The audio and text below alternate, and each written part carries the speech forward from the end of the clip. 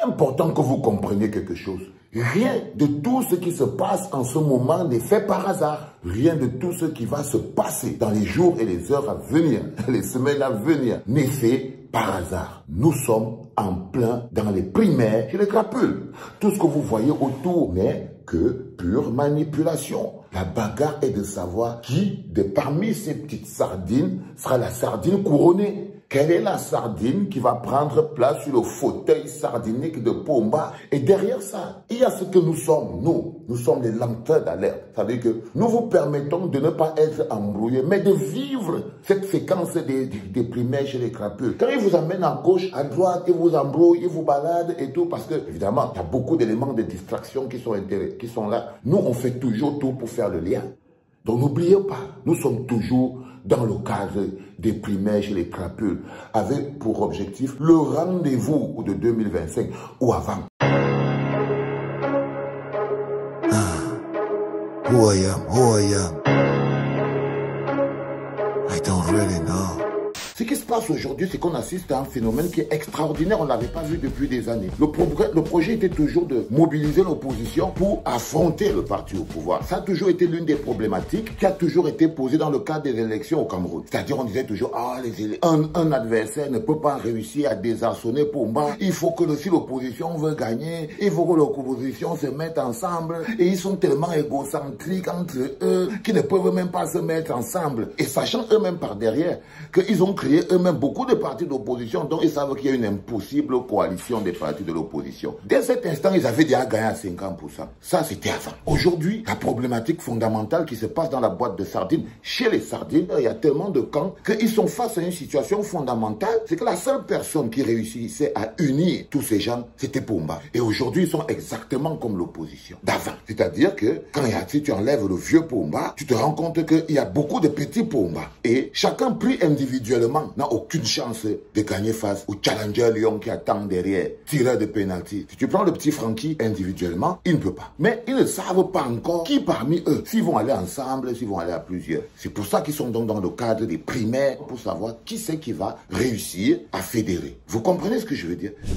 Donc quand vous voyez pourquoi ça a éclaté à l'intérieur de la famille de Pomba, c'est qu'à l'intérieur de la famille de Pomba, tu as Pomba qui a décidé de lancer le petit Francky. Parce que vraiment Pomba aussi, ça lui a pris le temps. Parce qu'il avait le gros cœur, il ne voulait pas. Il n'a pas préparé le petit Francky. C'est ça le problème. C'est quand l'homme à la punk a commencé à menacer Pomba, à lui tordre la main. C'est quand le mandat d'arrêt est arrivé que Ngo prend lui-même le téléphone. Il appelle Pomba. Il dit à Pomba que recule avec ton mandat d'arrêt, je ne blague pas. Pomba dit que le petit s'il me parle comme un Ngo, il dit que recule avec ça. Parce qu'il faut que tu comprennes quelque chose. C'est que si moi, l'homme à la punk, je pars en prison, ta femme et tes enfants vont descendre avec moi. La Pomba a failli poser les lunettes comme dit que qu'est-ce qui se passe? Ngo lui a dit que cet agent de Covid, la fille a été à l'oreille.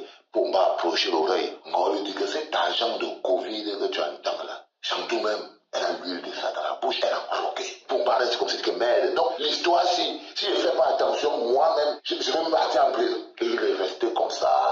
Pomba appelle, prend le téléphone, il dit c'est bon, j'ai compris, va. Il prend le téléphone, il appelle Lorenzo. Lorenzo dit que Lorenzo, fais un peu une pause sur ce truc.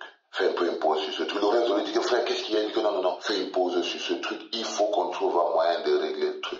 Du coup, les gens qui racontent tous les jours que Pomba est différent de tous les autres présidents qui avaient préparé leur fils à prendre leur succession, tout le monde disait non, Pomba n'a pas préparé son fils, non, Pomba avait le gros cœur, il voulait manger tout seul. Il ne savait même pas qu'il allait encore être là, leur fille. Du coup, il voit donc qu'il faiblit, il s'affaiblit, il s'amoindrit. La mère Brenda prend du pouvoir, la mère Brenda prend pas dans sa famille, elle prend quelqu'un pour faire traverser le bâton de chef de famille dans l'autre famille. Et lui, il est encore vivant. Et lui, il est encore vivant. Du coup, il est resté comme s'il a dit que non, je ne peux pas. Il faut à tout prix que je recharge le petit Francky. Parce que si je laisse les choses se passer comme ça, là, donc le petit Francky est un combattant sérieux pour prendre la place de Pomba. D'abord pour sa survie. L'homme à la punk et le petit Francky ne vont jamais s'entendre. Tout comme le petit Francky et Dadis Camara ne vont jamais s'entendre. Et l'homme à la punk fait coalition avec Dadis Camara. Sauf que l'homme à la punk a aussi ses propres intérêts. C'est pour ça que je dis souvent à Dadis Camara que ne te mets pas dans des situations compliquées. Parce que ce qui se passe avec l'homme à la punk, c'est que s'il se rend compte que tu fais déjà trop de vagues, il va te lâcher. Et le petit Francky, il va te broyer. Le petit Francky, parce que tu sais aussi, toi, Dadis Camara, derrière beaucoup les problèmes que tu as, il y a aussi le petit Francky, il y a aussi sa main. Mais Pomba a décidé de renforcer le petit Francky et de lancer le petit Francky dehors. C'est pour ça qu'on voit le petit Francky fonctionne exactement sur les pas de Pomba. Il avait créé le mouvement des Frankistes. Pomba s'est rendu compte que, cette histoire, on l'a convaincu que le petit Francky est en train de lui faire de l'ombre. Parce que Pomba, même face au petit Francky, il ne fait pas de cadeaux. Il n'a pas d'amis, même son propre petit Francky. Si le petit Francky dérange, la preuve, c'est que quelques jours après, des gens sont sortis pour venir dire que non, Pomba même dit qu'il ne veut plus les banderoles du petit Francky. Pourtant, le petit Francky était en train de se préparer. Il s'est préparé, Pomba l'a stoppé. Il ne connaissait pas le cœur de l'homme à la punk. Quand vous voyez donc le petit Francky avec les charpes, quand vous voyez le petit Francky avec les charpes au cou, c'est qu'il ne parle plus en tant que le fils. Parce que quand il parle en tant que le fils de Pomba, vous le voyez, il porte un complet veste, tout ça, il marche au calme, il n'y a pas de souci. Ça, c'est quand il parle en tant que le fils de Pomba. Mais là, il n'est pas parti voir le Lamido de Rebouba et faire sa fête dans le nord. Il n'est pas parti en tant que le fils de Pomba. Il a porté les charpes. Ça veut dire que Pomba essaye de mettre la machine. Il y a deux machines. Il y a la machine administrative qui est contrôlée de manière fondamentale par l'homme à la punk et il y a la machine RDPC que Pomba contrôle encore un peu. Et Pomba essaye de mettre la machine au service du petit Francky. Est-ce que vous comprenez comment c'est passionnant? Comment c'est même intéressant?